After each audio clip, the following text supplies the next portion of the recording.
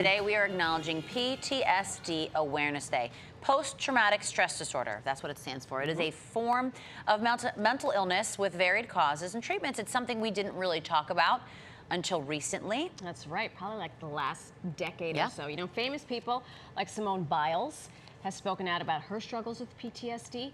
Oprah Winfrey has also addressed it, Lady Gaga, Tracy Morgan, and a whole host of people that we don't even know have struggled with PTSD. And in fact, 6% of Americans experience PTSD. And here to help us understand more is psychotherapist and friend of the show, Olivia Verhulst. It's always great to see you. Hi there, I am happy to be here. Yeah, we normally have you after some traumatic event. Now we're getting ahead of it. Yes, good point. And so I think the commonplace is PTSD is associated with war veterans. Can you clarify that for us and really give us the definition of PTSD? Absolutely. So when we talk about PTSD, I like to start with the question of what is trauma, because I think it helps it register with folks more. And trauma is the experience of psychological overwhelm, specifically a distressing experience that overwhelms our ability to cope as normal, and it often threatens our sense of self or a sense of safety.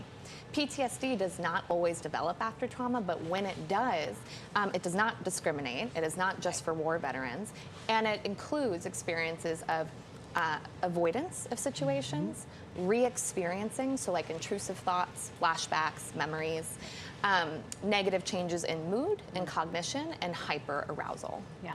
Okay. That's a lot. It's such a broad spectrum. It's broad. Yeah. Now, aside from war veterans, what are some examples of how anybody can experience PTSD after experiencing whatever traumatic event? Yeah.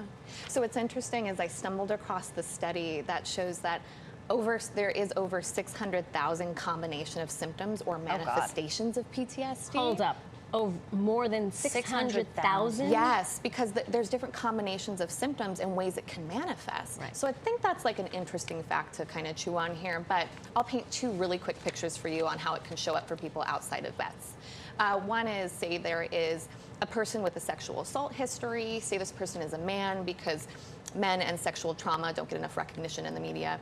And this person is now in a loving, safe relationship, and yet anytime they are touched on the arm or on the back of the neck, they're right back there in their trauma with symptoms of hyperarousal, panic sensations. And maybe another example is a mother is driving on a highway with two children, gets in a car accident, everybody's seemingly okay, but then months later, mom is avoiding highway at all costs, she cannot drive with her children, and she's experiencing vivid flashbacks and gaps in her memory.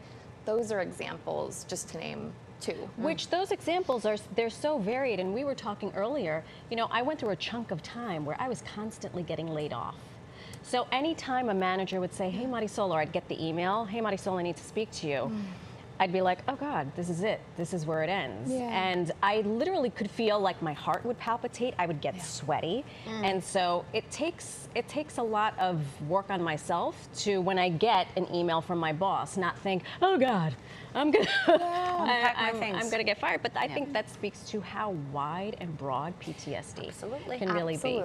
So one of the challenging parts we talked about is a lot of these things happen outside of our body. We don't have a lot of control over it.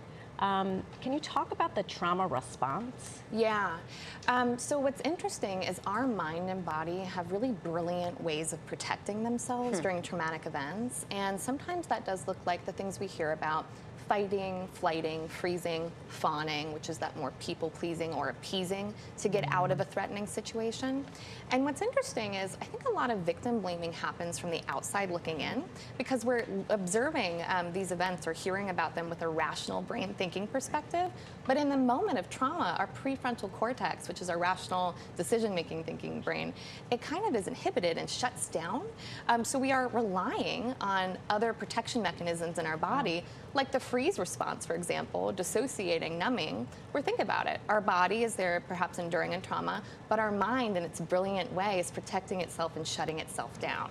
So there's a lot happening with the mind and body. That's just one angle to view it in. Okay. Now, any more symptoms of PTSD that we should be aware of for ourselves, or maybe to look for in someone that we know? Yeah. Well, so while those pillars might include avoidance, hyperarousal, negative changes in mood and cognition, also it can look like outburst, irritability. It can look like detaching and withdrawing from relationships. So we want to be aware of like significant mood changes and easy to startle effects, among other things. Kind of runs the gamut. Okay. Yeah. Easy to startle.